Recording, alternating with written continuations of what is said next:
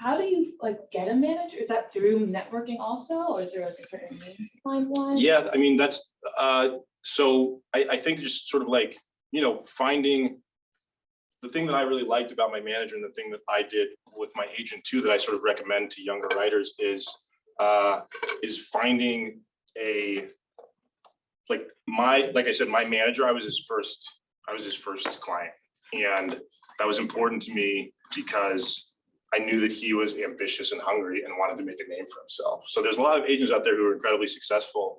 And I met with a couple big agents, and I realized that, like, oh, like if you're representing Aaron Sorkin or like, JJ Abrams, who are making you literally hundreds of millions of dollars, like, are they going to care about this dude who's never worked on anything ever? Like, how much work are they actually going to put in for me? And so I was my manager's first client, and I was my agent's like third client, because I sort of like knew that they were young and hungry and ambitious and sort of like wanted to build careers for themselves. And so I knew that they would work on my behalf all that much harder, because sort of like they wanted to build their brand. And so I would say, again, like moving to LA and just meeting people who are on that path and who want to do that. Like, I think that, like I said, like if you want to be a writer or producer or director, it's okay. Like starting in the mailroom of UTA or one of these agencies is a great way to learn the industry, and a great way to read scripts that are coming in, and a great way to start understanding the business and start understanding what buyers are looking for, start understanding what writers' rooms are looking for, start seeing what the names are that people are saying all the time. Sort of like you understand like what new projects are coming up, what kind of projects you want to work on, whose room you would love to get in. Like all of that is helpful stuff. And I think that, again, the $1 million question is how do you get an agent or a manager? That is very hard to do if you like aren't on the ground in Los Angeles, because if you're not, again, just like sending people like these people, these people are reading like 10 scripts a day from writers who are established. So like just one that's sent to them from an email from somebody they've never heard of is just going to get thrown to like the bottom of the pile. Unfortunately, that's the reality of the situation. So I think that sort of getting out there and sort of like writing work is, I mean, the good thing is that my friend Milan is back there. He's an independent producer. He went to William & Mary too. We were just talking about this last night. Milan and I were saying that entertainment, like everything, is not a meritocracy. There's a lot of people who are very, very good who do not get an opportunity because terrible people like are taking those slots, unfortunately. But a good piece of material is going to get somebody interested.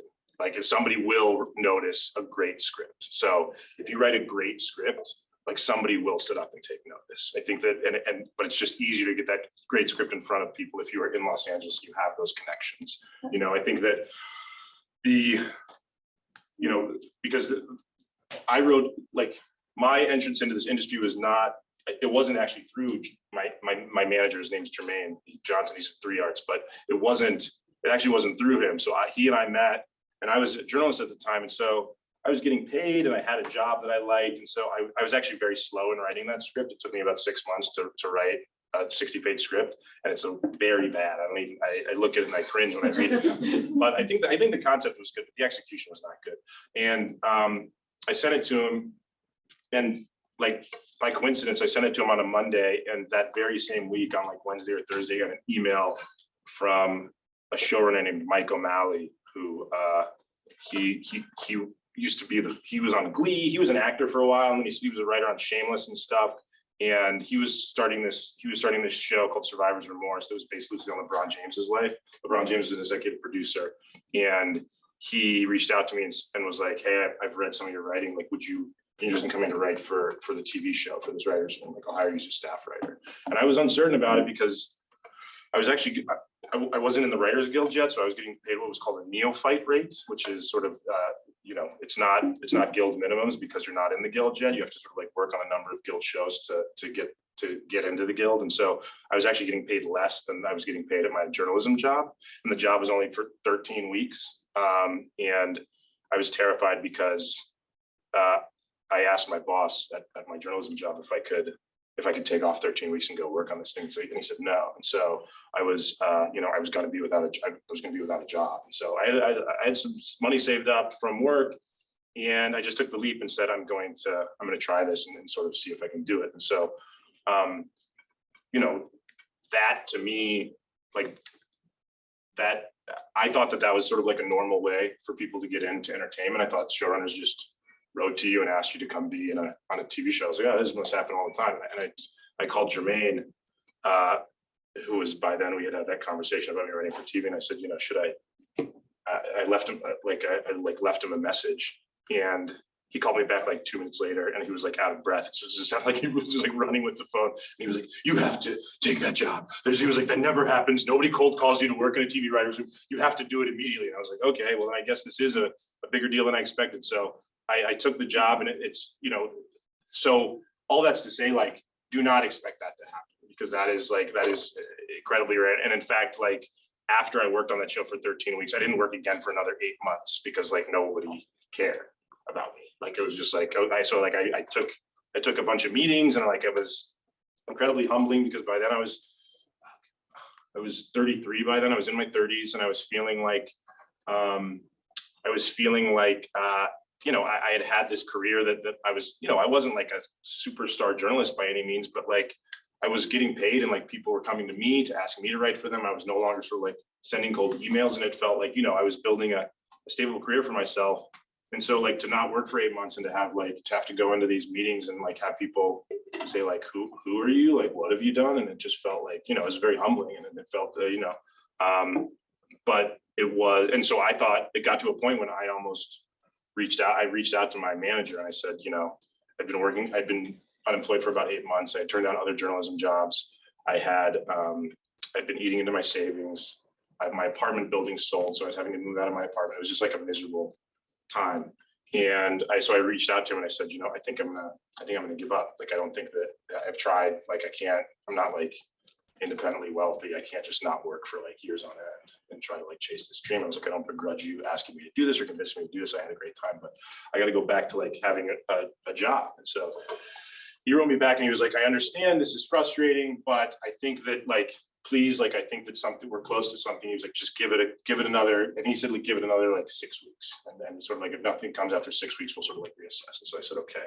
And then 2 weeks later, I got an interview with Larry Wilmore for the Nightly Show. And he was on the set of Blackish. He was directing his last episode of Blackish, and he asked me, and I met him on the set of Blackish, and he hired me to come work on the Nightly Show. That was 2 weeks later. So then I moved to New York for the Nightly Show in November of 2014 for that. And then I worked there for about 16 months, and then I left that to go work on Master of None. And then the work has been pretty consistent since then. But that's all to say that, you know, it is like, you know, when you get out there, it's like pounding the pavement. It's just sort of like meeting people and going to these meetings and getting FaceTime with these people, and sort of like writing material and write, keep writing scripts. That's how you get better at it. Read scripts, start watching TV, and sort of like dissecting and watching TV and film. And like, you know, you can no longer really be a passive viewer. You know, you start looking at this stuff as like, you know, when you see an episode of television, start like dissecting what you love about that episode of television, or didn't like about that episode of television. When you love a movie, start figuring out like why you love that movie, what are the character details that you really appreciate. But I think that, you know, just writing, having brand new material constantly, and just constantly creating and constantly making stuff, and then sort of making those networks and making those connections, that makes all the difference. So I think that, you know, again, that you can Google a bunch of managers and agencies in LA and New York, and some of them absolutely say like, we accept unsolicited submissions. I think very few of them do that, but some of them do. And so you can like, again, you can like try, you can always send your script and try. There's no harm in that. It doesn't cost you. You don't even have to pay for a stamp. You just email it. But in my experience, that is not as effective as just sort of like actively being there and sort of like meeting people and getting your work out there. Thank you. Yeah, of course. Yeah, sure. Okay, I have two sort of questions. So one, I feel like sort of a stalker, but did you write on Station 11? I did, yeah. That is like the best show ever. Thanks. What, Thank you. how, okay, so That's so funny because my parents and I have a movie podcast and we just had a podcast about 11 reasons why you should watch Station 11. amazing. It's so good. Thanks. But for a show like that, when every episode's just like super different, do they have different writers for each episode or what's the vibe? Yeah. So the way a TV writer's room works is that, you know, every showrunner does it differently, but there's sort of like standard procedures in the way that the rooms that I've been in have worked is that it's like, she'll come in and the showrunner, it's like, one important thing to understand in a writer's room is you are working toward the showrunner's vision. It's not your show. Your ideas will make it onto the show, but it's not yours. At the end of the day, it's theirs. And so you can come in and sort of, what the showrunner does is you initially start, you decide like, we always started to like break the season, right? So it's like, the showrunner will come in and sometimes the showrunner will say like, I understand what I want the beginning of the season to look like, and I understand what I want the end of the season to look like. And then it's your job to sort of like make those two connect with each other and sort of like to make it all make sense. And so that's called breaking the season. And you'll like very loosely break the season and say like, okay, here's 10 episodes. Here's what needs to happen in this episode. Here's what needs to happen in episode 2. And then the subsequent episodes all the way to 10, right? Or sort of like 24, however many you go. And then once you break the season, sort of like loosely, then you'll go episode by episode and break the episode. So it's like, okay, we have sort of like the loose skeleton. Now let's start filling out like each separate part. And so you start figuring out what the pilot's going to look like. And then after that, so the Good Place, for example, like once we figured out what episode 1 would look like, Mike, the showrunner, would send the writer away, and the writer goes away and would do what was called a Goldilocks. And so this is a Greg Daniels term from The Office. And so Goldilocks is you know, it's called a Goldilocks because you know how you can basically sort of like rattle off the story of Goldilocks and the Three Bears, despite you just know it. And so that's what the Goldilocks is. It's kind of just like a prose breakdown of what the episode's going to look like and sort of like what the beats are going to be and like what the characters are going to do in sort of like act 1, act 2, and act 3. And then once you do the Goldilocks, the writer comes back and the whole room would sort of like give notes on the Goldilocks and say like, here's what doesn't work, or this is confusing, or like this would be a funny joke to put here. And then sort of you go away and then that writer goes away and writes an outline. And then sort of like an outline is when you're actually in final draft, like writing out like scene headings and like, you know, exterior, like parking lot, whatever. Here's what's going to happen in this scene, maybe like some dialogue thrown in there if you want to. And then you come back with the outline in the same process as the entire, there was 14 of us in that room.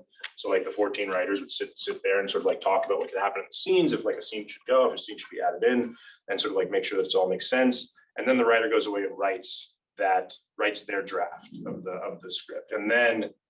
But then because Mike is the showrunner, then you send your draft to Mike, and he basically does with it what he wants to do with it, and sort of like rewrites it how he sees fit. And then he goes, and then he brings it back after he's done his rewrite to the room again, and sort of like then the room punches up and sort of like pitches jokes and you know, pitches ideas, and you just go over it with a fine-tooth comb with the entire room. Drama shows are a little bit different in my, like on Watchmen, for instance, like I went away and wrote my draft of my episode, and then I sent it to Damon, and then he did his rewrite on the things that he wanted to rewrite, and then that was done. Because, you know, dramas are less reliant on, you know, you don't need so many writers pouncing on the script, because, you know, like in my opinion, comedy is far harder to write than drama, good comedy, because it is for all the elements of like a good comedy, you need all the elements of drama, but you also need to make it funny, right? Like you need compelling characters, you need compelling storylines, you need sort of like layered nuanced portrayals of human beings, but then you also have to go through and add jokes. And that's so hard. It's really hard. And so, you know, drama is a little bit easier because it's like, okay, you don't need to joke. Like it's gonna be dark, right? And so people are fine with that, especially nowadays. So I think that for me, that's been the experience in the rooms, and that like the drama. So the same thing with Station 11. Like I wrote my draft, sent it to Patrick Somerville, the showrunner, and then he rewrote it, and then that was the shooting draft. Which episode did you write? I wrote the Severn City Airport one. I think it was 5 or 6. Yeah, that one's so good. Yeah. Killing it. Thanks.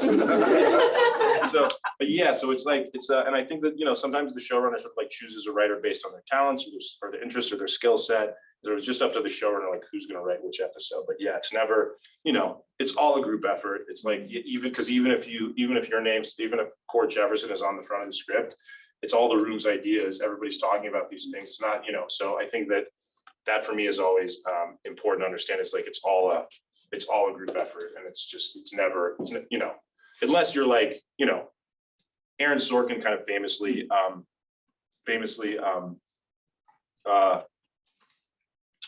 he like does, at least on the West Wing, he famously like didn't let, he had a writer, or I think it's the West Wing, and what was that HBO show, the news one? Yeah, newsroom. Yeah, newsroom, yeah. that's what it was. So newsroom, he would just like, would have a writer's room, but then he would just have you give him ideas, and then he would go away and write every script, just because like Aaron Sorkin's like a control freak, and just very sort of like, he's got a very specific style, and sort of like a very specific way that he wants like actors to say it. It's one of the reasons I like Aaron Sorkin, but one of the reasons that I don't like Aaron Sorkin is because all of his characters speak exactly the same. Oh, yeah, they sound like they It's know like, so so much. they all speak exactly alike, which is not how humans behave. And so, but you can just very much tell that everything is just very Sorkinized by the time it makes it to television. So, so that's how some people work. But even then, it's like he's been fed ideas from his writer's room. It's not his entire doing. So that's the general process. That's the general process. Yeah, well. So we have a question from the chat. Okay, great. Hillary Brooks says, I am a huge fan of The Good Place, and I was always amazed at how the dialogue was fresh and funny on every episode, but also managed to pull from various spiritual traditions to create a hypothesis of the afterlife. What was the conversation like in the writer's room as you were developing these ideas? It was that was one of my favorite parts about the show, is it's sort of like we would have, Mike was Mike's a huge reader. He's very interested in philosophy. And so we would have like philosophy professors come in and talk to us about sort of philosophical concepts and sort of like concepts of the afterlife. And, we had this guy named, I think he was a Clemson professor. His name's Todd May. Yes, exactly. You said that. You said that? Yeah. Yeah. Have you read Todd May? No, but I listened to a lot of Mike Schur podcasts. Okay, yeah. So amazing. So Todd May's amazing. He wrote this book called Death that we read in the writer's room, and the thing that he, brought up. So we did look at some religious texts, but the thing that he brought up, the thing that Todd May writes about in Death that I found really interesting is that like death is what gives our lives. When you first started, and I was like, well, this is a bit of a tangent.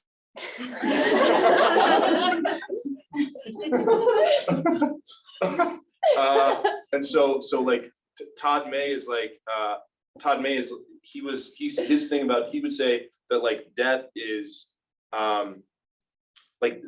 what makes life meaningful, right? Like it's like the fact that you're going to die is why everything that you do is important, because if you didn't die, then nothing matters, because it's like if you hurt somebody's feelings, like who cares? You're living forever. Like you'll make it up to them eventually. Like if you if you don't study for your exam, like who cares? Because like you can study like 100 years from now. And so like he said, like death is what sort of like really makes like is the most important thing almost to being a human being. And so I think that so that carried over very much into like our conception of heaven, like, right? If you've seen the series, not to spoil it, but it's been off for years, so it's like spoiler alert. That's your own fault. But there's in the last season, they finally make it to the real good place. And Mike avoided heaven and good place and the bad place because he actually wanted to avoid like religious concepts. Mostly he didn't want to say that like one religion was better than any other religion. He sort of like, we wanted to stay out of those conversations. But when they finally make it to the actual good place, everybody's miserable, because like the reality is that like being alive forever would be terrible. It's awful, right? Like it's just like the sameness over and over and over again in a way that just like would be, just brutal. And so even if it's like good stuff, it's like who wants, like, do you want a massage for like 3 years? That sounds awful, right? It's like nobody wants good things, even you don't even want good things to last forever. So there's an incredible Twilight Zone episode actually where this terrible biker goes, and he's like awful, and he's a criminal, he's like killing people, and then he dies, and he like goes and he finds himself, he's like walks into this casino, and like bets on roulette, and like the guy spins it and he like wins, and he's like, you won, and he's like, oh my god, and he goes to a slot machine, he like puts in a buck, and he's like, and he's it's like he's like wins again, he wins all this money, and then he's like walking around, he's like his arms are full of money, and he like walks up to this guy and he's like, I gotta tell you, man, like I gotta be honest, like I thought I was going to the other place. And he was like, this is the other place. And like, that's the reality, is like, that's terrible. Like, no, do you want everything to be easy all the time? And like that's miserable, right? And so that's more we were pulling from than religious texts. I think that like the good, like, I think that, yeah, there was some sort of like religious ideas in there and kind of, you know, but I think that like what we were mostly pushing for, and I think that like, it sounds religious, but it's not, you know, it was more about ethical philosophy, is that like, you know, it's not whether like, yeah, you should work hard to sort of like to do good things and sort of like and be kind and be charitable, but you know, it's also everybody's imperfect and we're human beings, and so like the actual goodness is like striving to be better. Like that's the point of that show, is like the actual good was like, yeah, Eleanor was flawed and like Chidi was flawed and all these people were flawed, but it was like, but they were striving to improve. And like that, when you're not striving to improve, like that's sort of like the real sin, is like, is if you sort of like just give up on trying to be a better person. Does that make sense? So it's like, so I think that we like actively tried to make it not super religious, because we understood like how muddy that could get, and then sort of like how it might turn people off if it was super religious. And so I think that the effect that we try to do is just pull from philosophy more than religion. Did you have, I saw some questions in the back here. Yeah, you go ahead. Yeah, kind of related to breaking the season. I'm curious about who determines which writer gets which episode. Like I have a cousin who writes for NBC and she's in the writer's room, but she's only credited for like 2 episodes out of a 20 episode season. That's a lot though. Yeah. Like what does she write for? Manifest, the Oh Blade yeah, Runner show. okay. I mean, Yeah. that's a lot. I mean, if she writes 2 episodes for a 20 episode season, that's great. Because like, so I think that like, you know, I would say that the showrunner just says like, 20 episode season is so hard. I've never even worked on one, but all of my friends who have worked on 24 episode seasons say that they'll never do it again. They say it's just like so exhausting. And so like, that's why I think you're seeing like shorter and shorter. Like I'm working on a series, a TV show right now. It's like 8 episodes maybe. So I think that it's just what the showrunner sees fit. I think that if you're lower on the totem pole, so like when you see those credits at the end, I always used to think that like those credits meant something, but they don't really mean that much. So it's like you start out as a staff writer, and then you get to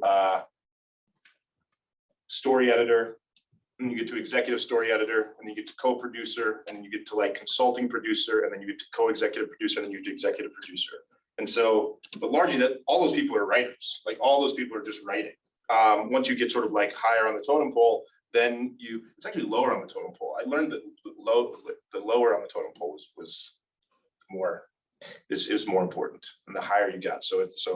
But that's not here. I'm sorry. The higher that you get up, the more responsibility you have for like producing the season. So, you know, if you've been working on the show for multiple seasons, then the showrunner might say like, okay, like you're going to be involved in casting decisions and production design, and you know, you're going to be on set sort of like helping the actors sort of figure out what the lines are, and sort of like helping them improve the scene. So that stuff does matter a little bit, but largely all those people are just writing scripts. So I would imagine if your cousin's writing 2 scripts, and she's probably, you know, not a staff writer, she's probably sort of like somewhere in between there, and sort of, and you know, she's given a lot of responsibility, because writing a script isn't easy, especially on a show like that. Yeah. It's like, it's so fast. The turnover is so fast. 20 episodes just takes so long. And so there's not really a lot of time to produce that. Yeah. Yeah. So congratulate her. I will, yeah.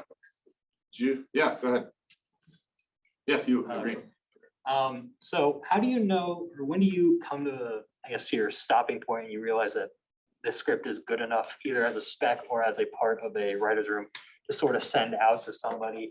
That's because you can go through a script and you think, oh yeah, this is going to be great, but then it's only really good to you. And then on the flip side, you could just keep working on it forever. Yeah. And at some point it just stops getting where it's going to go. So when do you sort of realize like, okay, this is good enough to give to somebody, this is good enough to submit to a room, or this is good enough to just send out to places?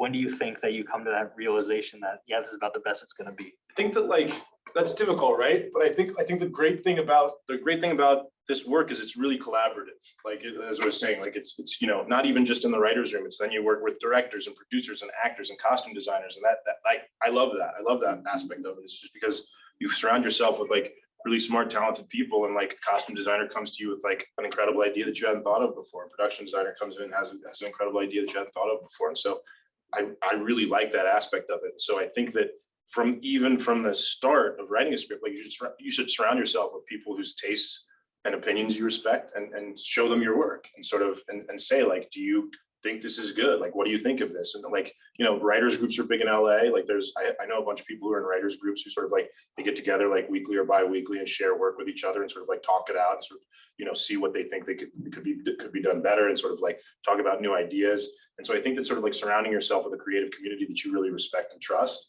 is the best way. And so like, I have a few people that I send everything to and sort of like ask, you know, I'm working on a movie right now, and I sent it to Mike Schur and Damon Lindelof, and because I really respect those guys, and I really respect their opinion, and they gave me notes on it. And so like, and I was like, what do you think about the ending? What do you think about this? And sort of like, we talked it out a little bit. So I think that for me, that is always the best way to do it. But at the same time, I think that something you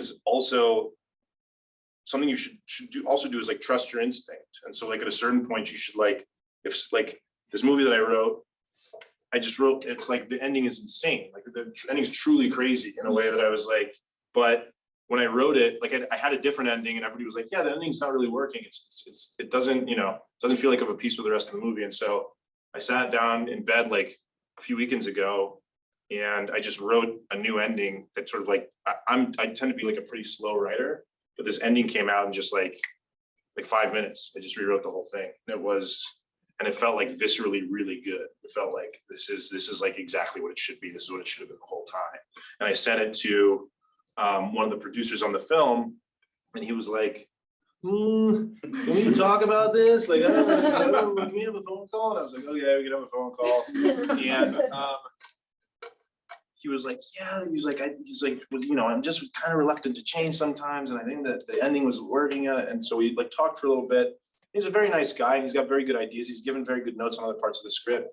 It's like I went away for a week, and I thought about how to rewrite it, and I like touched up some other stuff that he wanted me to touch up. And then I got to the ending, and I was like, no, like the ending is good. This is what it should be. You know, like I respect his opinion, and I really respect his work, but I felt in my heart like this is what the ending should be. And so I didn't change it.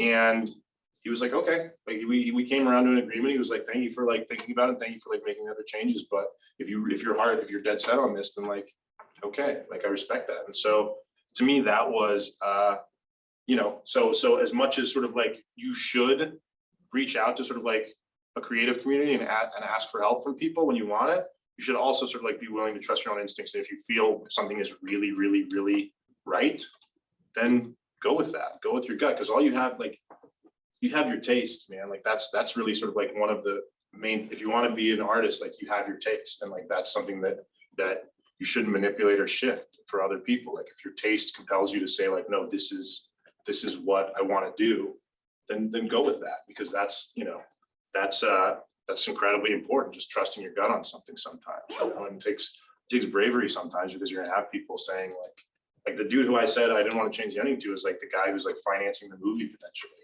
And like, so if he said no, then it's like, you're not getting the money, you're not going to make the movie. But I believed in it that much that I was like, you know, I'm willing to, I guess, have him say like, I actually maybe not have. If he was like, if you don't change the ending, I'm not giving you money, I might have changed the ending. Actually. So I don't know about that, but also you got to make those compromises sometimes too, because things cost money and you need money from these people to make it. So, but I also think that some things are worth fighting for and some things are not worth fighting for. And that to me was worth fighting for. If that makes sense. Yeah, totally. Thank you. Yeah, of course. Yeah, in the back. Two short things. What's the difference between a manager and an agent? And say you do get that bottom rung job in the mailroom, how do you go about finding a place you can afford to live? Okay. The difference between a manager and an agent is a manager is basically like, my manager has become one of my really good friends, and like my agent is my friend too. but my manager and I like talk basically every day. Like I talk to him all the time. And I talk to him all the time because a manager is more like, okay, what do you want your career to look like in 5 years? And if you want your career to look like this in 5 years, like here's the steps we need to take to like achieve these goals. And sort of like, you just sort of, it's more sort of like a macro understanding of like what you want your career to look like. An agent is like, once you've decided what you want to do, then an agent goes in and says like, okay, like I want this amount of money, like I want this in the contract. It's just the agent becomes more of like the bulldog and sort of like demands like the best contract for you and the best sort of like rate for you and everything. Like once you decide what you want to do. So it's like it's more of just a straight ahead businessy job, and a management job is more of a manager's job is more of like a just kind of like a planning and just kind of like a business, like kind of an advisor, basically, Eric, for like here's what I think you should do, and like and now my manager is also, because my manager also the management company is also a production company, 3 Arts, and so he's also like a producing partner. So he like, my agent doesn't really give creative notes on like scripts that I write. My agent's just like, okay, like who do you want me to send this to? And they do it. Like my manager like reads the script and he's like, okay, like here's what I think here's like, you can change this, like this character's not working. So it's far more of like, it's far more of just kind of like a creative advisor too than an agent would be. At least my agent. People's dynamics with their agents and managers change, but that's kind of like the basic understanding. And finding a cheap place to live. Like when I first moved to LA, I rented a room in this guy's apartment, and I slept on a mattress on the floor, and I ate like veggie dogs from Trader Joe's for dinner. And I think that like something that's worth keeping in mind is like, William Mary's a great school, and like there was a period of time when I was first starting out because this was before I was a TV writer. This was when I was a journalist, but I sort of like knew that I wanted to do something creative, and it would be like, I remember it would be painful for me because like I would go because like people were getting married and stuff, and so like I would go to people's weddings, and I had all these friends from William and Mary who were like in law school and in med school and consultants at McKinsey and sort of like working in government, and like they were buying houses and they were getting married and like they were driving BMWs and stuff, and like I didn't have any of that stuff. Like I was living on a mattress on the floor, and like eating beans for dinner. Like that's what my life looked like for years, and just sort of like trying to make something, and trying to sort of like become something. And like it was I felt embarrassed sometimes, because like I just couldn't, like my friends were like doing these like incredible things and sort of like getting all this money, and I wasn't doing any of that stuff, and it felt like it was just very difficult. And so I think that, if you want to find a cheap place to live, there are cheap places to live in Los Angeles. You're not going to be in an ideal spot. You might be in the valley, you might be sort of like in sort of like a neighborhood that you don't like, but you can do it. And I think that, there's other people out there like you who sort of like may not have a lot of money and sort of like want to get in this industry, and you sort of like get roommates and sort of like just, and that's, it's another, like the creative community there is, that's like, there's so many, I'm working in a writer's room right now with a guy who, he was like, oh yeah, Damon Lindelof was my roommate, like for like years. And when we were both starting out in Hollywood, and like they were just sort of like, and now sort of like they talk to each other and like share scripts with each other, and they're friends. And it was just like, they're just roommates. Like there's other people out there. There's actors and actresses and writers and directors and like aspiring artists out there who are doing the same thing as you are doing, sort of like trying to make it there. And so I think that as long as you're willing to sort of like, live, humbly and sort of like not do stuff that like your other friends are doing, and sort of like, as long as you're willing to sort of like feel a little, when your friends are sort of like from William and Mary are like getting 6-figure law jobs like right out of law school in New York, and like you're living on a pull-out couch, like that's how you do it. And I think you find a way to do it. I think that to me is like I think that ultimately the reason I became a writer is just because it was one of the only things that I found that like didn't make me miserable. It was the only thing I found that didn't make me miserable. Like I had an office job right out of, after I graduated from William and Mary, I was a communications director at this very small nonprofit in Venice. And I was like writing grants and like you know, getting in touch with donors and stuff, and like, it felt like it felt morally good. Like I felt like the work was like spiritually uplifting, but it was like, but I hated it. Like I hated going to an office. I hated sort of like a 9 to 5. I hated like that stupid like icebreakers every meeting where it was like, it was like, mime what you did this weekend before the meeting started. It was just, I just found it like so embarrassing and ridiculous. I was just like, I can't do this. It felt very much like The Office, you know, it was just like, I cannot do this. And so to me, like the reason I became a writer is just because it was the only thing that didn't make me deeply unhappy all the time. And so I think that if you have that pull where you're just like, this is what I have to do, eventually it doesn't matter if you're like not making a ton of money, because you're just like, at least I enjoy what I'm doing. You know, it's like, I'd rather still be living on a mattress on the floor than like, you know, making a bunch of money, like sitting at a desk all day, like, so that like some rich person's like assets go up like 0.5% or something, you know what I mean? Like that to me is, it was, it just was miserable. So I think that, yeah, if you are just willing to go out there and suffer a little bit, you'll find a place. I guarantee it, because there's a lot of other people out there who are suffering already. You know, just sort of, you know, you'll have fun. That's the thing about it too, is like it's fun. You know, like there's some of the best years of my life were like, I moved to New York eventually after LA first, and like I was just like hanging out with like other writers and artists and architects and like musicians and like jazz musicians, and like I had no money. I would wake up every day and I would eat a bagel, I would go to Dunkin' Donuts across the street from my apartment, and I would eat a plain bagel with no cream cheese and an iced coffee. And then I wouldn't eat again for the rest of the day until I went to this place called Oasis. It was this falafel shop in Williamsburg, and they had a falafel for $3.50, and I'd eat that for dinner. But then I would like go out, I would go to like jazz clubs with my friends who were like jazz musicians. Like we had no money, and I would like go to a bar where like my friend was a bartender, and they would like give me a free drink because like they knew I couldn't really afford it. I couldn't really afford to be there. My roommates and I would wait until we lived in this apartment they called the Brooklyn Home for Wayward Boys, because it was just like a flop house in Greenpoint. And you know, one of my roommates was a drummer. Another one of my roommates was a bassist. Another guy was like a furniture designer. And we would wait until midnight because the bar nearest our apartment would have a reverse happy hour, and then beers went from $3 to $1.50. So then we'd go to the bar at midnight and like drink, and then we'd come home. And so like, but it was like, I love those guys, and like I just had like such fond memories of that time. And so it's also just like really fulfilling in some ways too, if you can sort of like make it feel fulfilling.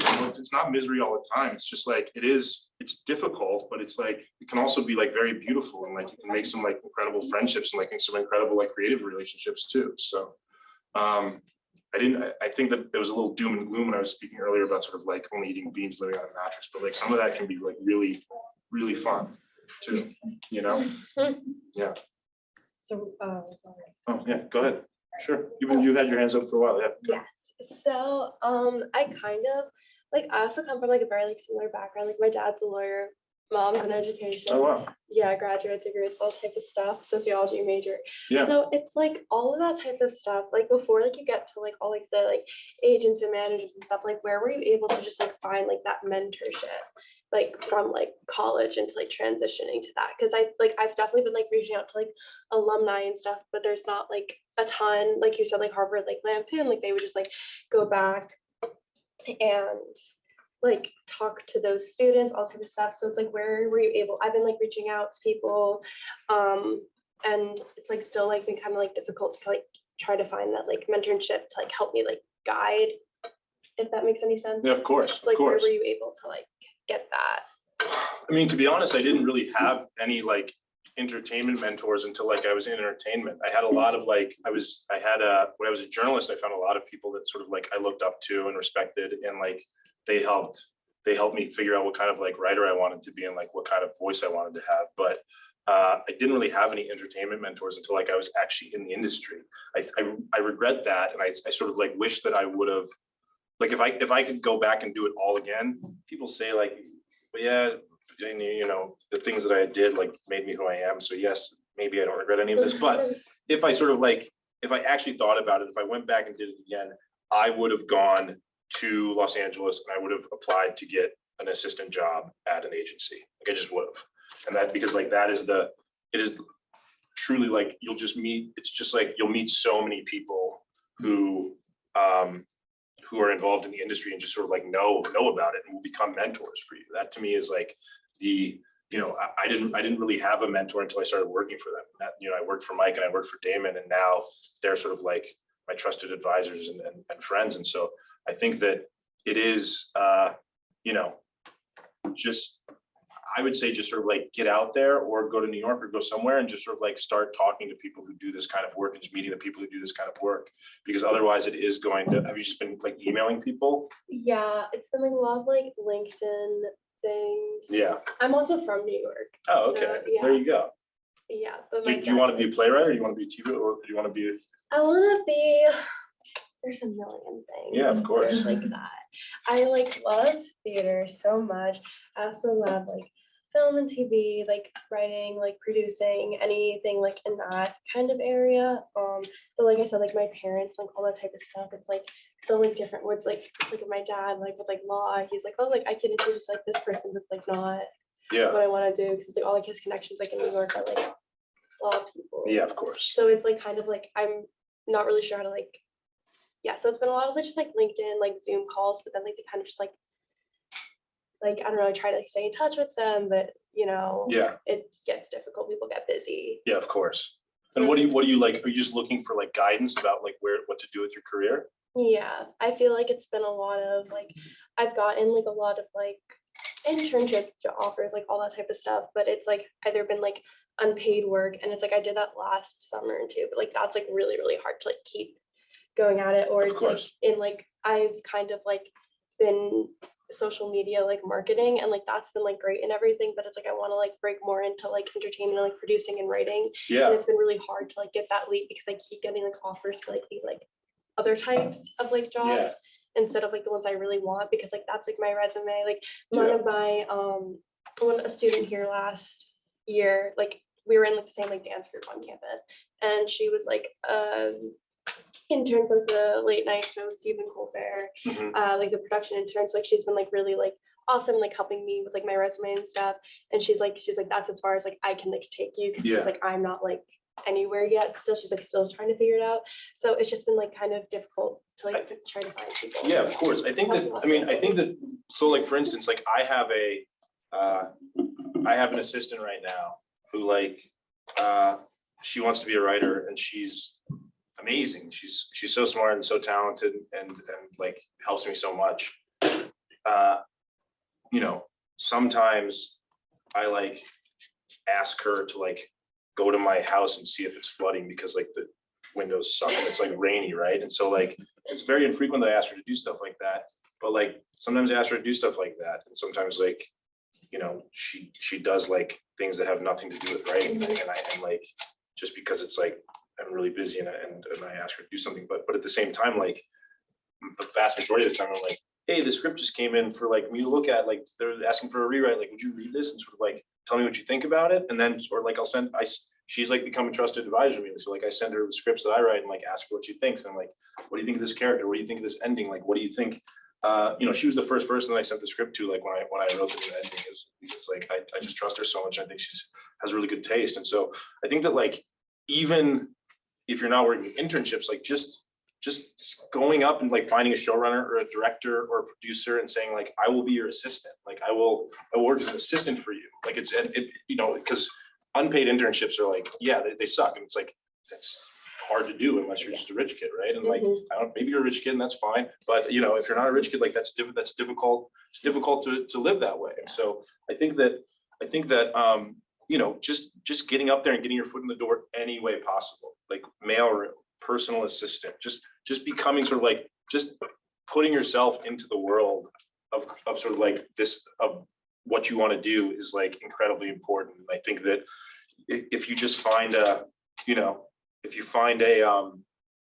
just find like any tidbit of a job, like those exist out there. But again, like those are difficult jobs to find unless you sort of like are in the environment and sort of like part of it. But I think that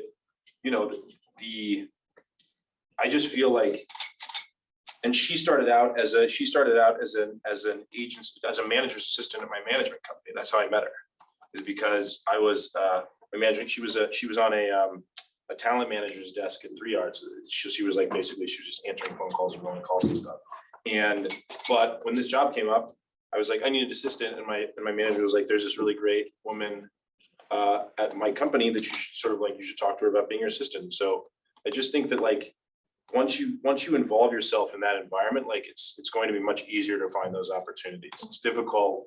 I understand it's difficult from Williamsburg. It's like difficult to sort of like to get people sort of like to be on people's radar. But if you just sort of like take any job, I think that eventually, I got another a good piece of advice that somebody gave me when I first started working in entertainment too, is he was like, be really good at what they're asking you to do, even if it sucks. Like, even if it's like, you gotta go get coffee, or you gotta go get me lunch, or you gotta go get smoothies for the actors. Like, even if you don't want to do that, do it really well, because somebody will take notice. Again, like, I don't think it's a meritocracy, and like not everybody sort of like gets ahead as quickly as they should, but some people will take notice that you're doing good at that job, and they'll say like, okay, like here's another job. Like, you've been so good at this. Like now that my assistant has been so good, like I close to like selling a TV show. Like I've already told her like I want her to be a writer's assistant in the room, and so she'll be in the room sort of like taking notes and pitching ideas. And then when she does that for each season, like I have to imagine she's going to be good at it. And then I'm going to hire her as a writer in the room if we get a second season. Like I just think that because she's been really, really good at just being my personal assistant. Like she's been excellent at that. And like she's showed me how smart she is, and showed me how talented and capable she is. So I think that if you just sort of like be really good at like competence is rare. It really is. Competence is really rare. And so if you can get into a room and show people that you're competent and you can do the job that's requested of you, like somebody will take notice. I promise. Okay. Thank you. Yeah, of course. Yeah, go ahead. So you mentioned earlier that like during that period between when you were a journalist and you were hired in New York, one of their pieces of advice was to just write. But like, I'm interested, like what format, like, are they all scripts? Are they all spec scripts? Like how would you, if you don't have like a writing job currently, how would you best practice your writing skills, best hone it? To me, I found myself, when I first started out, I would write all the time. Like I was really into This American Life back then. So I would write these kind of like twee This American Life essays. They were all rejected. But I would just do them because it was like, that's what I would do when I got home from work. I would just write, just because I sort of like really loved it. And just, that's what I wanted to pursue. And so I think that just reading a ton of scripts, which now through the internet, you can find basically any script you want to read. It's pretty easy. Read a ton of scripts, watch a ton of film and television, and then just start writing scripts too. Like just start writing plays, like, writing, you don't like plays, you don't, theater, you need a black box, you know what I mean? Like that's the great thing about theater is like, you don't need millions of dollars or like a camera or like, equipment. You don't need lighting guy, like nothing. That you just, yeah, you do need lighting guy, I guess, in theater. But the other stuff, no. And so like, I think that just starting to write and just starting to explore the form and start to understand like what makes a scene interesting, like what makes a scene, like if you get like, I sometimes am like, while I'm writing, I'm like, oh, I'm bored writing this. So how are people going to feel watching this if I feel bored writing it?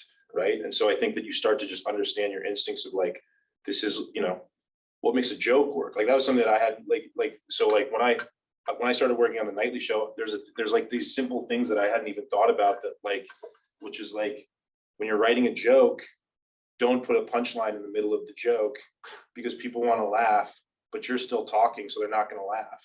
And then sort of like, so because you've talked over the punchline. By then people are like, oh, I'm not laughing at the thing you said, because that wasn't the funny part. So then you've just killed your own joke. And so always put like the punchline at the end of the sentence, right? Like find a construction.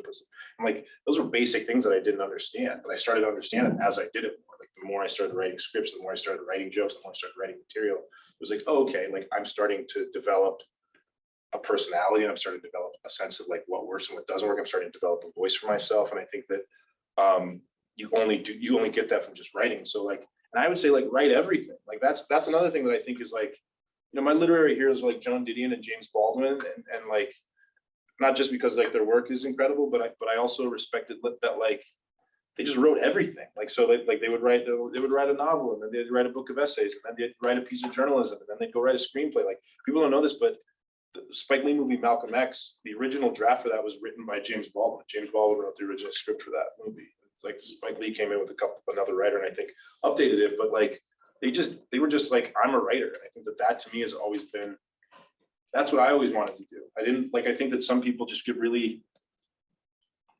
myopic, and they're just like, well, I'm a sports blogger, or I'm a music journalist, or I'm a political reporter. And it's like, if that's your passion and that's only what you want to do, then do it. But I also think that like, it's important to remember that like, I think writing skills are like a toolbox, in the same way you can use a toolbox to make a coffee table, or a rocking chair, or a birdhouse. Like, you can, that's what writing is. Like, you can just sort of like use it to make anything, anything. And so I think that, that's the great part about being a writer, is just like, you just need a pen and paper, you know what I mean? And just like start writing something. And I think that, so I would say try everything.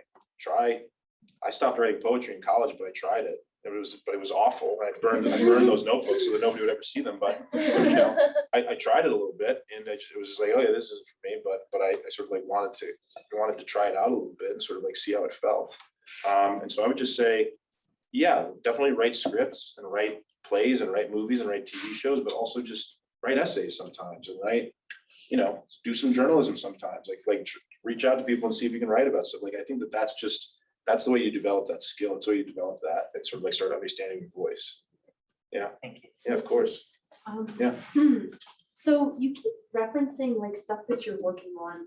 You're like, oh, I'm working on this TV show, this movie. How many projects do you usually work on at one time? Is it like a lot all the time, or is it kind of Yeah. sequential? It's a lot all the time. It's like, because the thing about entertainment is that you really have to have like 15 irons in the fire at any one time, in the hopes that like one or two pay off, because so much stuff just dies. Like, so much stuff is just like, gets close to the finish line, but then it's like, the actor dropped out, sorry, so we can't do this. Or it's like,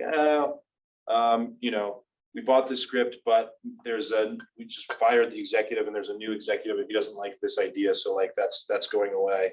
And so it's just like, there's just so many variables, and it's so expensive to get anything made, that like, it's just a slow, unless you're like Steven Spielberg, it's like a very, very slow process to like get stuff made. And so that's also a way to like keep yourself sane, I've realized, is like, because you get told no so much, and like, because people are like constantly like, oh, what about changing the ending, and what, I'm not sure, let's do more high concept. And so like, you're in those meetings, and it can be like mind numbing and enraging.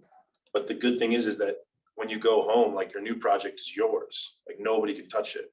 So like, it's like you just sit down with your computer and you start writing. Like, I do that for me, so that I don't lose my mind. Because if you're like, otherwise you're just sitting there waiting for like some gigantic executive, some like sitting on a beach in Hawaii, to like eventually get to like your script, and that can just sort of like make you sick to your stomach. It makes me sick to my stomach. I'm very impatient,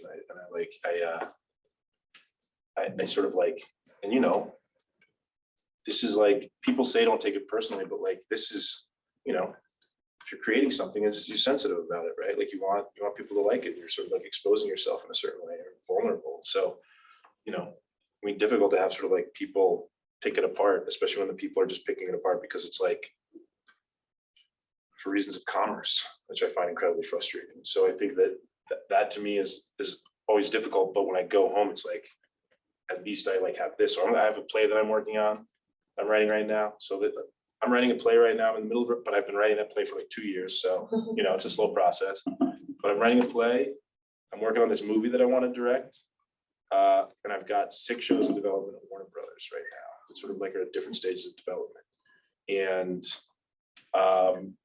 so it's like, but nothing's on the air right now, right? So it's like I'm working on 8 things, but like nothing's being made right now. Eventually, they may be one day, but so I have 6 projects in development at Warner Brothers. Then why I was late here is because I was pitching another show with it's not at Warner Brothers. It's with this the guy who did BoJack Horseman, Raphael Bob Waxberg. So he and I like collaborated on this thing that we're like trying to sell right now. So, but again, like we've been working on it. We started working on it before the pandemic, and it was like literally years and years and years, and we're just finally taking out to try and sell it. And everybody may say no, you know. So that's like you spend literally years. That's one of the heartbreaking things about this is like you spend literally years of your life on something, and then everybody's like, we just bought something. We just bought a book. It's too similar. Sorry. And you're just like, okay, well, it goes 3 years, man. Like it was like, like we tried, but that's so again, like, so always working on something else is like a way to keep from falling into like too much despair, because there is despair. But the great thing is like, I worked with a guy who, on my very first TV show, that show with Mike O'Malley, I worked with this guy, Sasha Penn, who's a great dude. He's like, he's doing all those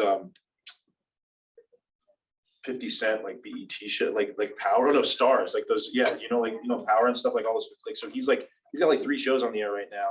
And he gave me a ride home one night on my first TV show, and I was talking to him about, I was asking him questions like you guys are asking me, and he was like last year he was driving me home in this like brand new Mercedes. He had like a brand new Mercedes that was looked expensive, but he was like, and he was like, last year I was pretty sure that I wasn't going to make my mortgage payments, and he was like, I was really like up against the wall, and I was like really afraid that like we were going to lose the house, and like my wife and children and I were going to have to sort of like find somewhere else to live, maybe move in with my parents.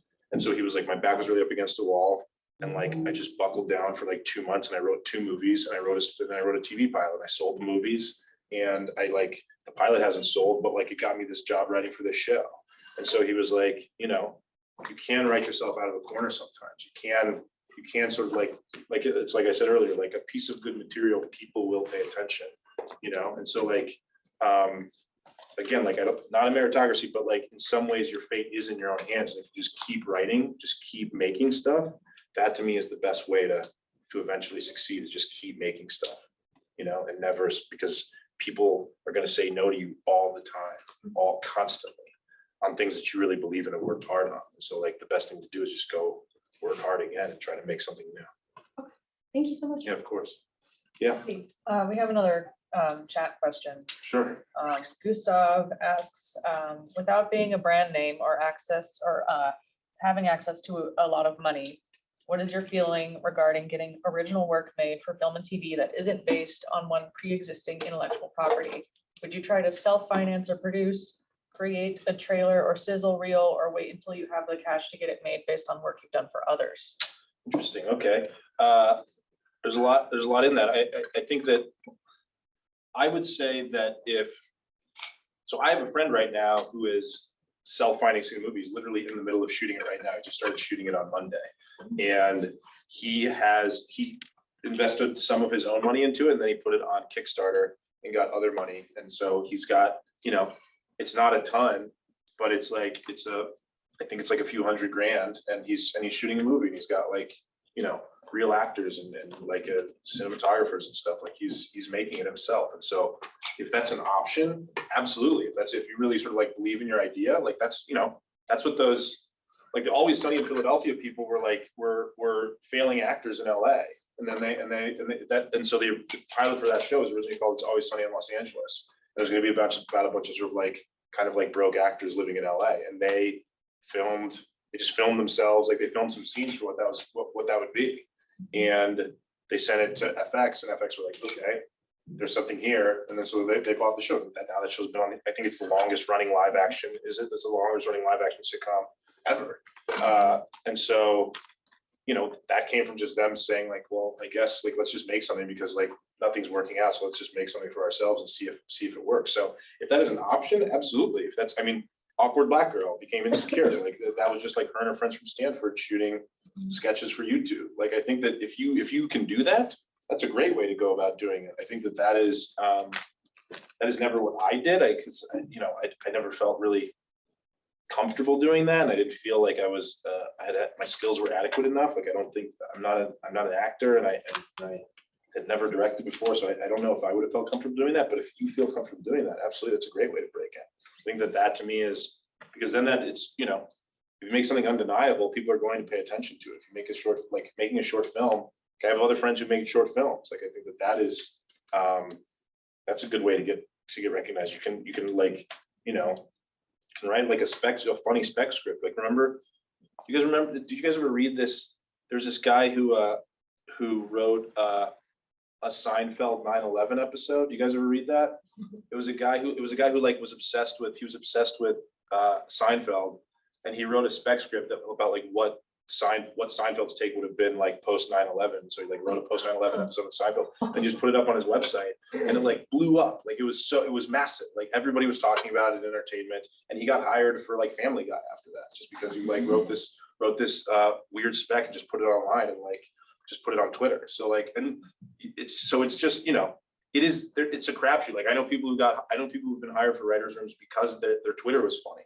And so like a showrunner started following them. I was like, I really like your, like Megan Amram, who I worked with in the Good Place writers' room for a bunch. She worked on Parks and Rec a lot. Like she got discovered because her Twitter was really funny. And so like a bunch of people like were reaching out to a bunch of people in comedy were reaching out to her and saying like, I really like your Twitter, like let's talk. And so she started getting jobs through that. So there's no real direct way to sort of like do it. I mean, the most direct way is what I've been saying, which is like go work in an agency or go find like an assistant job somewhere. Like that to me is the most direct way. But there's also indirect ways that sort of, you know, just if you write something and the right person sees it, then sort of like that's your lucky day. But that's going to be much less effective than sort of like just getting it on the ground floor and sort of like working your way up. But yeah, if he thinks that he has a great, if Gustav thinks he has a great idea and has the resources to make that, to like manifest that into something, a short film or a feature film, then like I would highly recommend doing that if he feels comfortable enough doing that. Yeah. Before you send work to people, do you trademark it? No. Well, what like my friends? Yeah, like, or just like to like people that you want to like produce it. Do you like claim the rights to it or anything? No, but I mean, because like if they stole your idea, like you would have a paper trail showing like you emailed them this script on this like day and date. And then if they just like, if you just saw like a TV, if you heard like 6 months later that they were developing a TV show based on your idea, then you probably have them dead to rights, right? Like, I mean, unless I don't know. Well, actually, that's not true because like, that's actually not true because then they might just delete your email and say like, we have no idea what this was like. So that's actually not true what I told you. But I think that it would be like, that seems unlikely to me because I would say like if you send in like jokes, like just like one-liner jokes, then I can see sort of like somebody being like, oh, we're going to steal this. But if you're sending in like a concept or a script, it doesn't benefit them to steal your script because they like the script, they like your idea. So why not call you and say like, we like your script, we'd like to talk to you about this. You know, does it like it would sort of like it would be difficult, but that's also why a lot of places don't accept unsolicited submissions because they're worried about lawsuits that way. So they're worried that like somebody's going to send in a script that they didn't ask for. They're already going to be working on like Milan back there is literally working on a movie that I had an idea for like 2 years ago, and like I'd never told him about it. Except we were talking last night over dinner, and he was like, "Yeah, I'm working on this movie," and I was like, "It's literally the exact same idea that I had 2 years ago, like the exact same. It's crazy." And so, you know, if I had like sent that script to Milan and Milan hadn't asked for it, then I could definitely be like, well, you stole my idea. But you know, people just have similar ideas. You know, people just, there's a lot of like the Onion is famous for like not allowing any unsolicited submissions because they don't want people saying like the Onion stole my headline. And it's like the Onion is sort of like has like 50 joke writers. They probably didn't steal their headline. You know what I mean? So, but they don't want sort of like the trouble of people thinking that they did. So I would say that, you know, finding somebody you trust is, it just, I don't know if it makes any, yeah. I don't like, do you accept unsolicited scripts, Milan? I try not to. Yeah. I try to solicit. Yeah. So I think that, so yeah. So I think that's like, that is, it's going to be hard to find people who do that, but when people do that, if they like your script, they wouldn't steal your idea because they're like, well, I really like this script and I really like this writer. Why don't we just talk to the writer?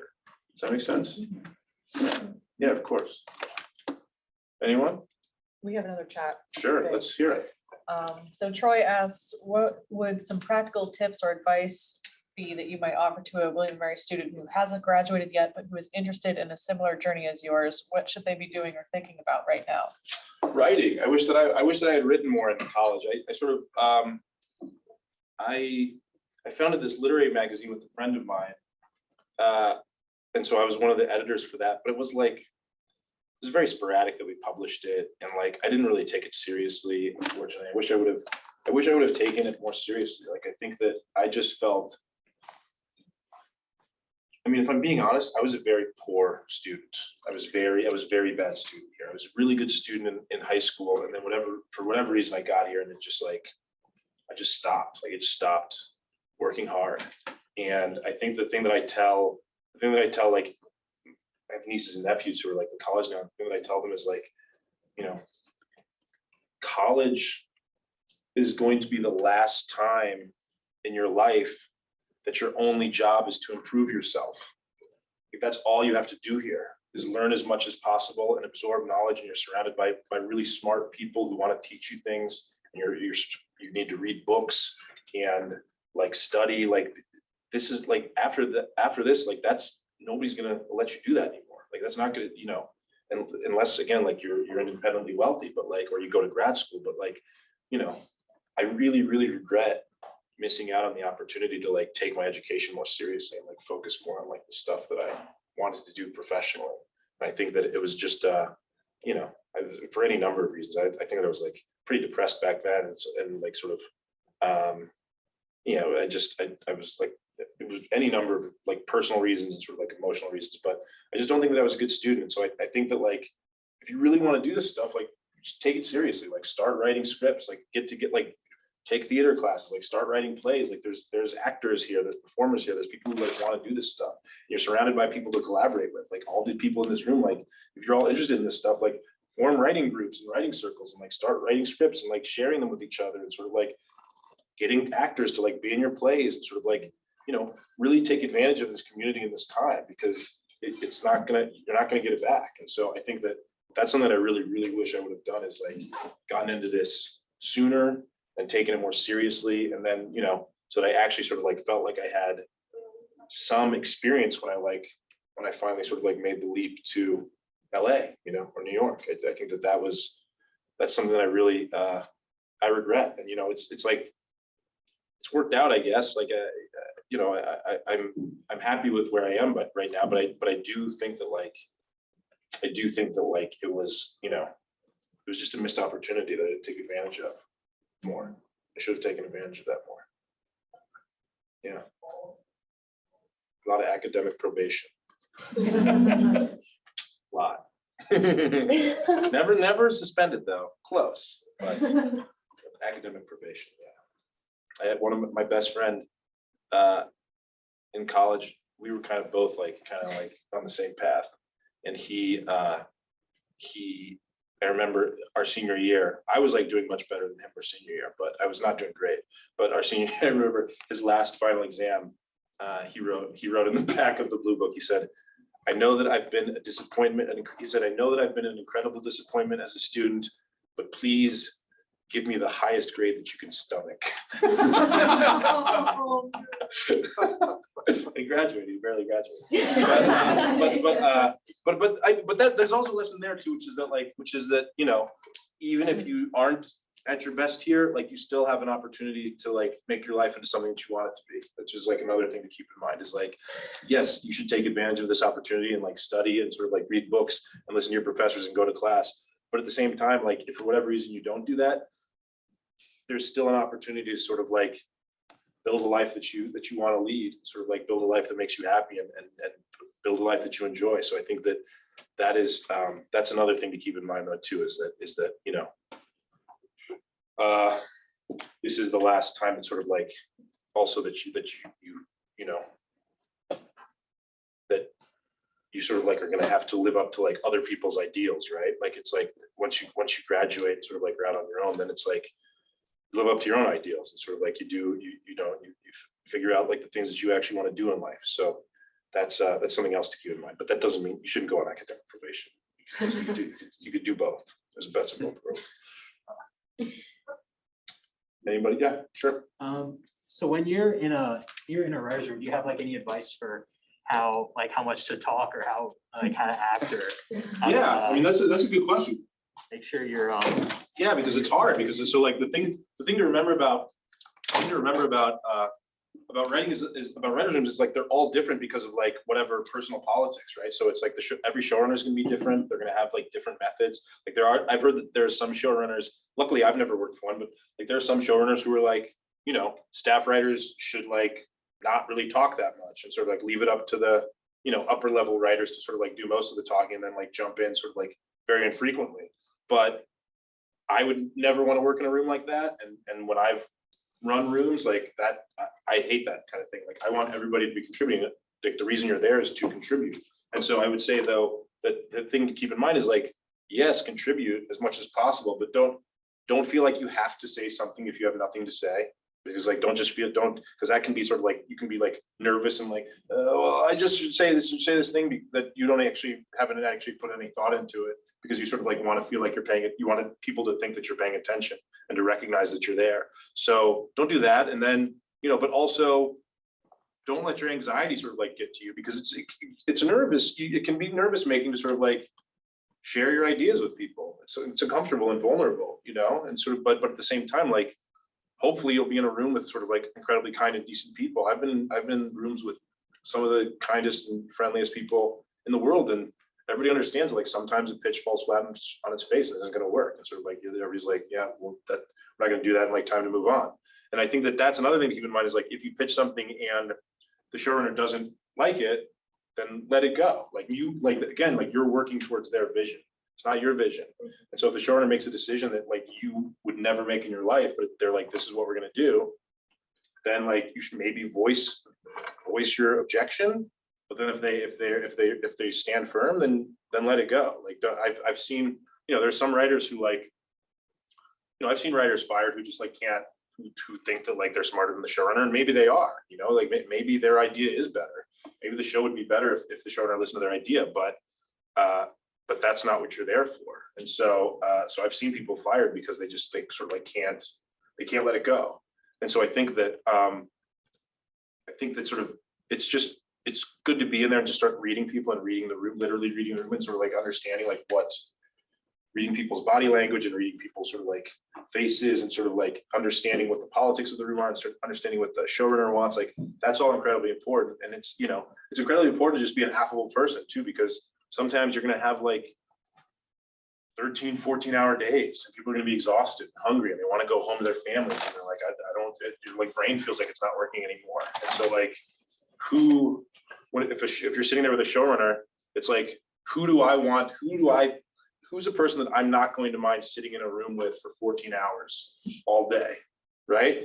I'm sure that there's some people that that you wouldn't want to sit in a room with for 14 hours, right? And when you're hungry and tired. And so you would just sort of like making yourself an affable, sort of like personable presence is also something to keep in mind, because it is a lot of like 95% of a writer's room isn't writing scripts. 95% of a writer's room is like sitting around and talking about ideas, like that's, and talking about characters. I think that's it. You're just interacting with human beings all day. And so like eventually you'll write a script and like somebody will assign you a script and you'll go off and do it. But like the vast majority of it is just talking to people. So that's something to keep in mind too, is just like, being able to have a conversation, being able to sort of like express your ideas and articulate your thoughts about the story, and sort of like thinking about characters and thinking about the logic problem of sort of like making episodes work. Like that is the vast majority of the job.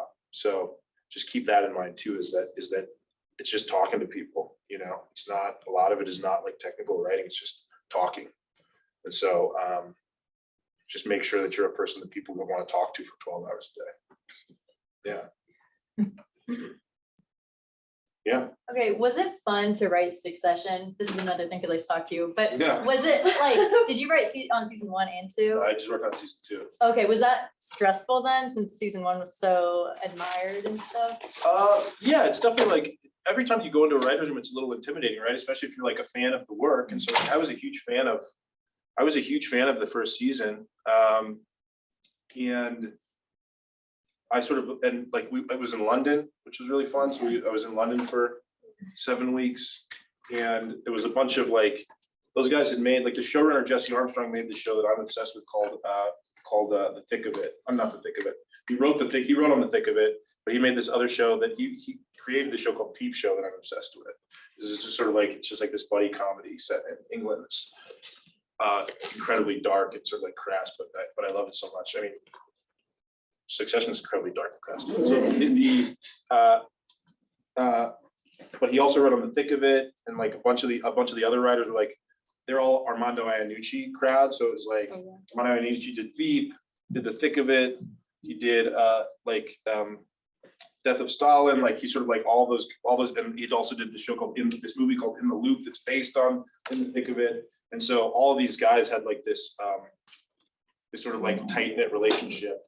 And I was going into this room of like all these people that I really, really loved their work. But it was like incredibly impressive and funny. And so, yeah, it's a little intimidating, but like something to keep in mind too is that like you're there for a reason, you know, like that they asked you to be here because they like something about you. And so like they're not there to, you know, they're not there to like mock you or to sort of like be mean to you. Like they want you to contribute to the room. And so as intimidating as it can be, it's like, you know, as intimidating as it can be, it's like it's important to keep in mind that you're there for a purpose. And so I would say like, yeah, it was a great time because also it was like, it was England and it was like I was only going to be doing 6 weeks because I had to go back to Watchmen. So we'd already started writing Watchmen.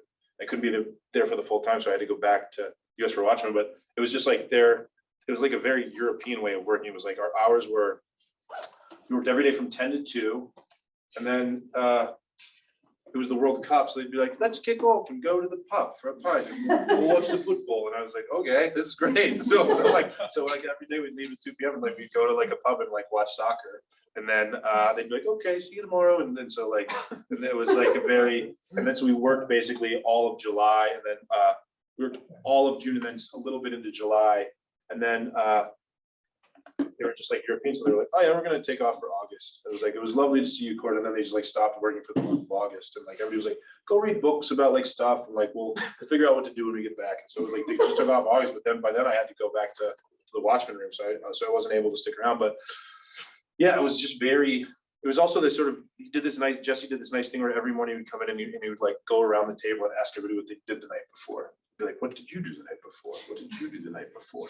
And it was just very civilized. And then and I was like, yeah, it was a great time. But you know, it was also very, you know, efficient.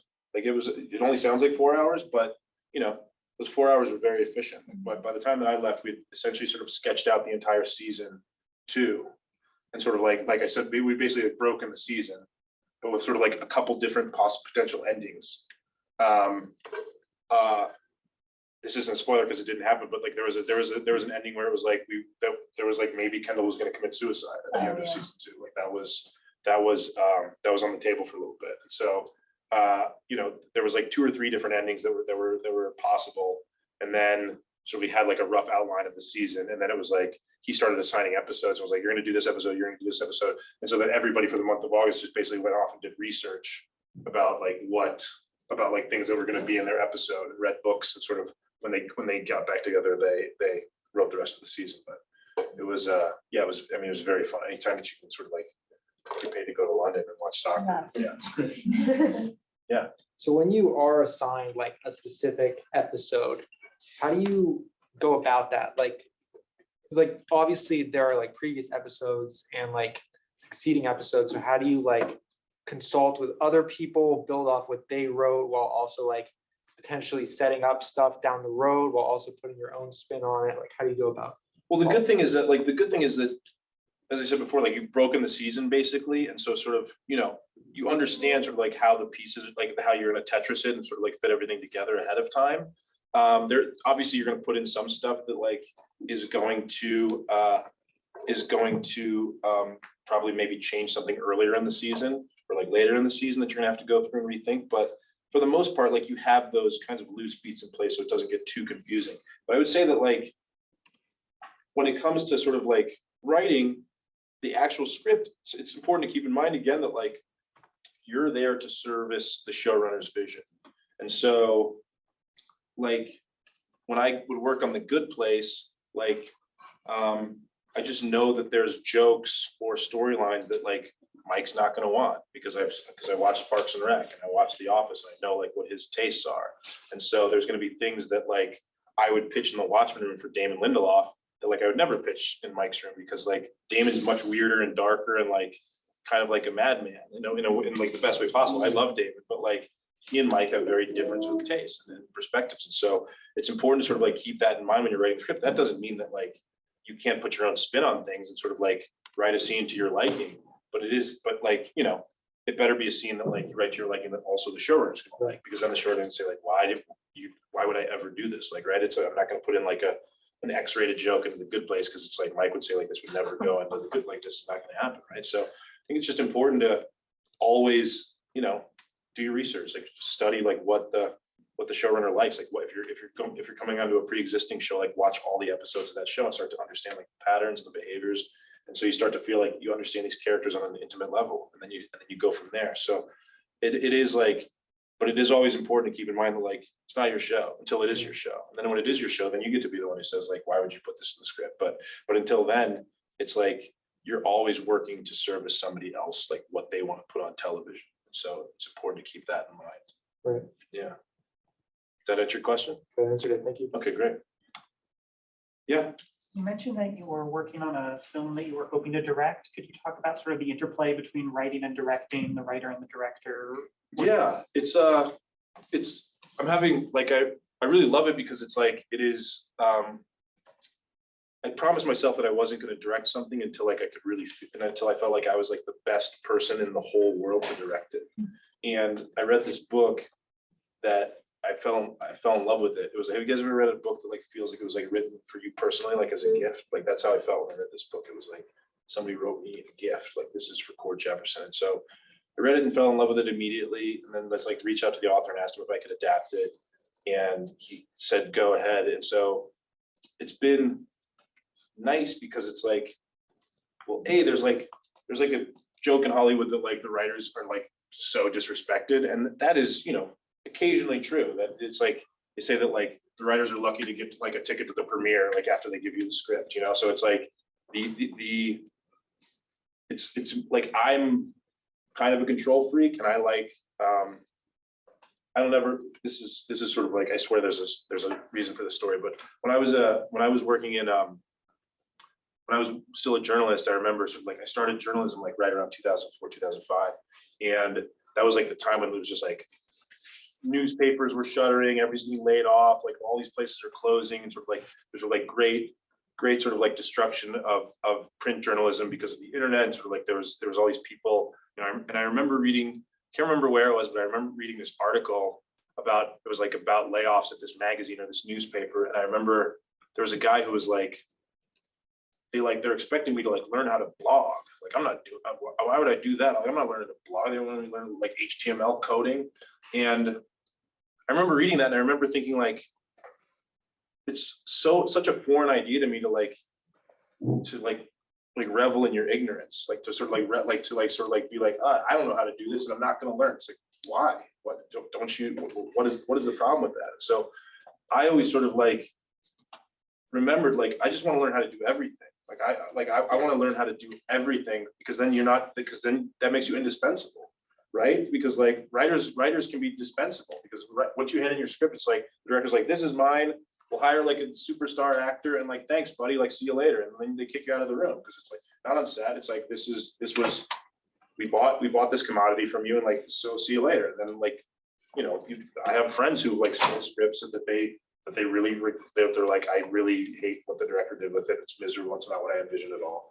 And that can be like a difficult feeling. And so for me, like, I was like, I want to learn how to direct because then it's like, nobody can kick me out of the room. Because then it's like, no, I'm here because I'm directing this. And so you're not just going to take the script and sort of like do whatever you want with it. I think that like So that is fun, just sort of like, well, that's not fun, but that's sort of like, that's appealing, just sort of like the control that you have over it.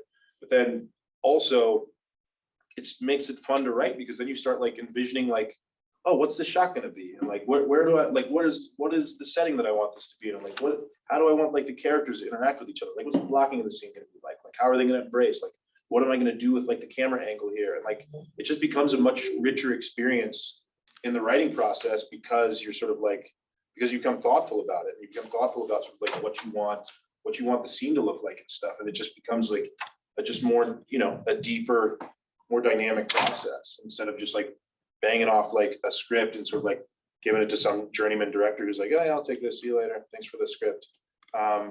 It's more appealing that way. And I think that like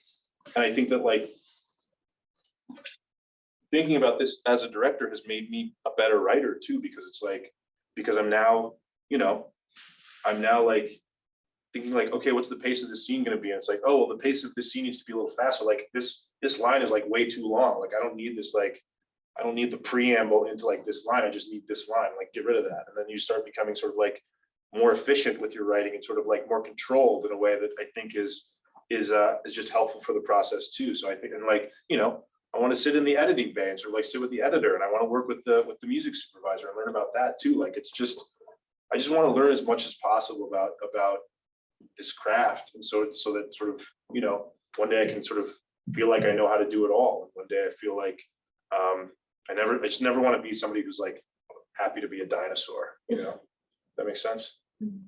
You had your hand up, Joe in the blue. Yeah, I just wanted, do you have like, for The Good Place, I'm a big fan of that show. Do you have like a favorite contribution you made in the writer's room?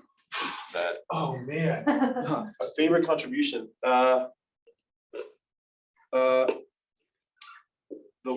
one that leaps off the top of my head is when they're in Australia. I came up with "We Crumb from a Land Down Under" for that big. I was like, there was like Megan Amram is like the queen of like the punny names. Like she basically wrote all those punny names. But I snuck it in before she could say it. It was like, we crumb from the land down under. I was like, that's perfect. That's a good idea. So that's like the one that I can think of right now. Awesome. Yeah. So this is a very niche question, and it literally probably only applies to me. However, so next semester I'm gonna participate in like the Disney College program. Yeah. To try to like get like a foot in the door and everything. Yeah. But like I know because like it's like such like a huge company and everything, and like I'll be in Orlando and like a lot of the things like happen in LA.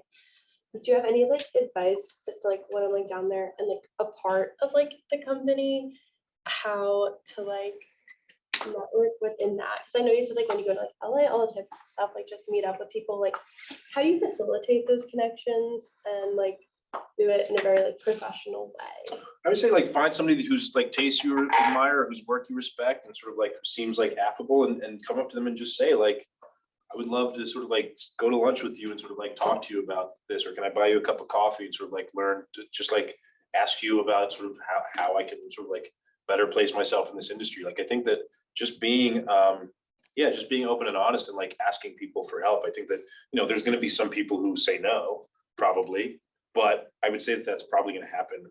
I think people are going to say yes more often than they say no, just because I think that there are a lot of, I think that Hollywood sort of like gets a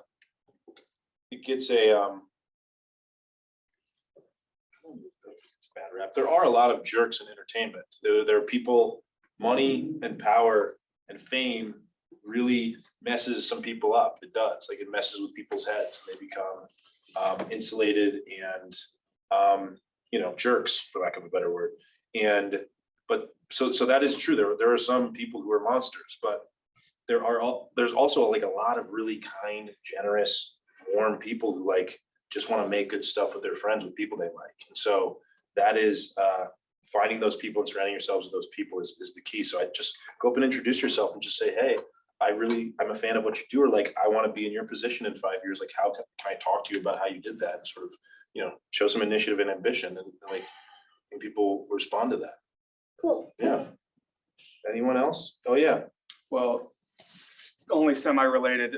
My brother's in the Disney College program. Oh wow, look at that. talk to somebody who is. Yeah. But the other thing is, what's a good way to reach you, and is there, are you open to that? Yeah, sure, man. The best way to reach me is to email my assistant. I'm going to get her email for you because I don't remember it. But his phone number is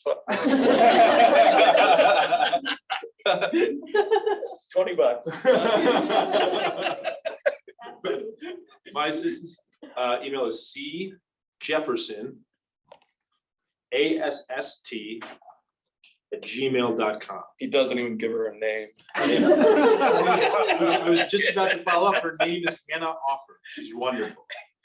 She's wonderful. Hannah, so Hannah Offer, OFFER. She's great. Yeah. So I know you usually are like, oh, unsolicited scripts, but I actually finished a pilot to show you. And I No, do it. If I want to read it, I mean- maybe. I don't know, if you ever have time. I mean, this is great. I'm just gonna delete your name and write for Jefferson. This is it. I told you. I lied. It does happen. It does happen. Thank you. Wolfskin. Is it Wolfskin? What wolf's kind? Wolf's kind. Like, yes. Reese. Yes, that's. Thank you, Reese. I appreciate that. I'll read this. Oh, thank you. Yeah. My Professor Lowry was like, I showed it to him and he's like, you can't let him leave without it. You have to give it to him. I'm like, Who's "Okay." Professor Lowry? He was he just left. Is he the gentleman with the white hair? Yes, yes, What does he teach? film. He's Oh, he a does? film. Really? Oh, amazing. Yeah. I had a film professor named Kennedy, but she's gone. I believe she's retired. I emailed her like 3 months ago because there's this Japanese movie we watched in that class that I cannot for the life of me remember the name. I'm so frustrated because I want to rewatch it and I emailed her. Nothing. So, whatever. Yeah. So you're technically freelance, right? I was, but now I have what's called an overall deal with Warner Brothers. And so basically Warner Brothers pays me everything that I create for the next 4 years belongs to Warner. Everything that I create for television in the next 4 years belongs to Warner Brothers. So most TV writers are freelance and sort of, jump from job to job. But I signed a deal where it's just like basically sort of like everything that I make belongs to Warner Brothers for the next 4 years. So how do like taxes in this field work? Taxes? Yeah. I mean, the same as all fields. Do they get taken out like as they're paying you, or do you just save up for the end of the year? No, they get taken out as I mean, actually, it varies from sort of like job to job. Sometimes they take it out, and sometimes they pay at the end of the year. But also something to remember is that if you end up getting a manager or an agent or both and a lawyer, managers take 10%, agents take 10%, and lawyers take 5%. So whatever you're paid 25% before taxes is gone to those entities. So it's like, if you can, sometimes people rush into it and they're like, oh, I need a manager and an agent and a lawyer. No, you don't. You definitely don't when you're first starting out. You could just get an agent or just a manager. And like, once more money starts coming in, then you should sort of like maybe get both and a lawyer. But like, definitely get representation, because it's very difficult without representation. So if you have an opportunity to get either a manager or an agent, don't worry about the money, because like they don't get paid unless you get paid. So it's not, you don't have to like pay. And if anybody tries to scam you and says like, yeah, you need to pay me $1,000 for me to be your agent, that's a lie. So like any real agent or manager is just gonna say like, okay, I'll take you on as a client and you'll pay me once we both get paid. So yeah, so that's something to keep in mind too, is like, once you really start establishing yourself, like there's a lot of people with their hand in your pocket before you even get paid. Yeah. Also going off freelance, do you have like any specific insurance or anything that you'd recommend people to take out? Like, I mean, once you really get into it, you get Writers Guild insurance, which is incredible. Writers Guild is like fought very hard. Like, I'm very strong union man, and so the Writers Guild is like fought very hard for us to have great insurance. And so the Writers Guild insurance is really top of the line. But you guys can do Cobra, right? Can't you, because of Obamacare, can't you do a Cobra for like, or not Cobra, can't you be on your parents' insurance for like 4 or 5 years after you graduate? Until you're 26? Yeah, so I mean, that's a great opportunity. But if for whatever reason your parents don't have insurance, then I would just say like, yeah, I mean, get that Obamacare, and like, find like there was a few, going back to sort of like living on the floor, like there was a few years where I didn't have health insurance and sort of like was bumping around and like fortunately wasn't in a car accident or break a limb or something, like thank goodness, because I would have been.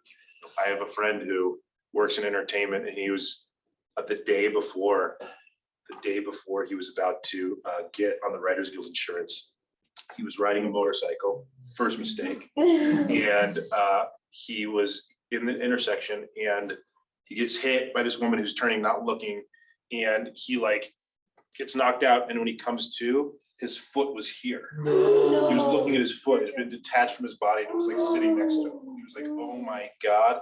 And so he had to get airlifted. They were able to reattach his foot. They came, a helicopter came, airlifted from the hospital, surgeons reattached his foot, and then like a month later, he got a bill for $900,000.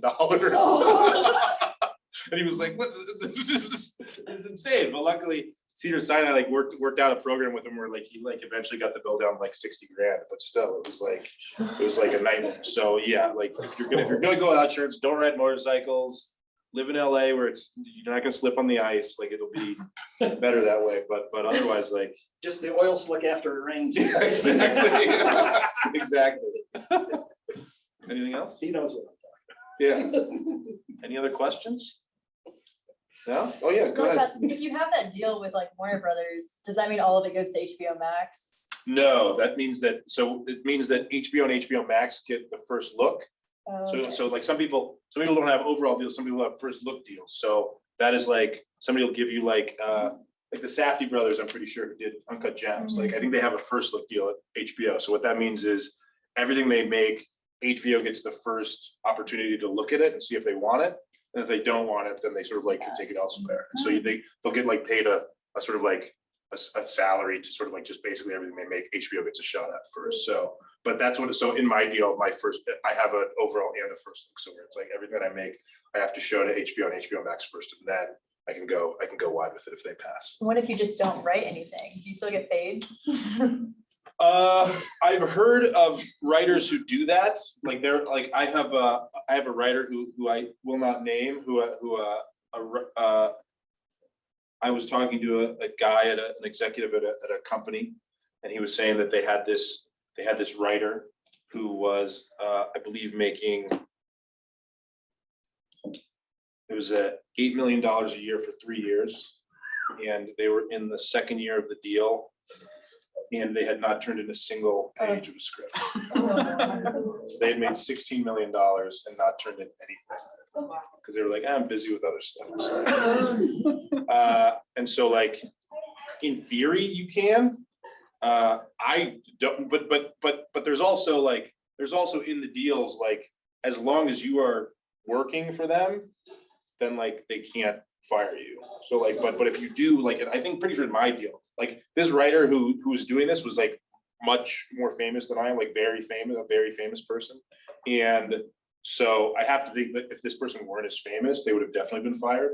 But they also wouldn't have been getting paid $8 million a year, you know? And so I think that like, if I did that, they would be like, you're definitely fired. Like you're out, we're gonna get rid of you. And so it's like expected, but that's the thing is like, as long as I'm making stuff, then they can't fire me. But like, as long as I'm doing my job, but I would never do that just because like, I'm like, I need to work. Like, I'm just like very, like, I'm kind of maniacal about it. Like, I can't, like, if I don't write for like 7 days, I start to like panic a little bit and start to feel kind of stressed out. Like, I think it's a thing that I just have to do. So, yeah, it is, I would never get in that position, but you know, again, like I said, like money changes people and people start losing their minds a little. And so people start going like, oh yeah, pay me $10 million a year and like, I don't have to do anything, you know? So, yeah, but it won't become like that, I can tell. Anybody else? Yeah. Oh yeah, sure. You ever been paid for a project and then they end up tossing it, but do you still get paid? You still get paid for it? Yes, sir. I got paid. I did a movie rewrite last year that Netflix paid me a lot of money for. And then I kept saying to the people, the producer and the director, like, I think you should change this specific major thing about the script. And they were like adamant that I don't. And I was like, okay, okay, this is what you want. I won't change that. So I rewrote the entire script except for this one major thing. And Netflix, like I sent it in Netflix and I did my job and they paid me, they paid me very well. And then I got an email from like the producer like a month later and they're like, yeah, Netflix still hates that thing. You were right. They're not gonna make it. So like, it's just, I think that they probably have, my guess, because I was like the fourth writer on it too.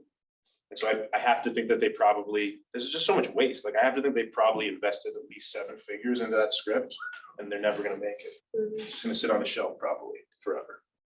And so it's like, that's just the way some of these things, like some of these companies just like have tremendous, like there's people, I've heard like stories of like companies buying stuff just so like somebody else doesn't acquire it because they just want, they don't want the competition. So they'll just buy it and like put it on the shelf, which is like a nightmare, there was,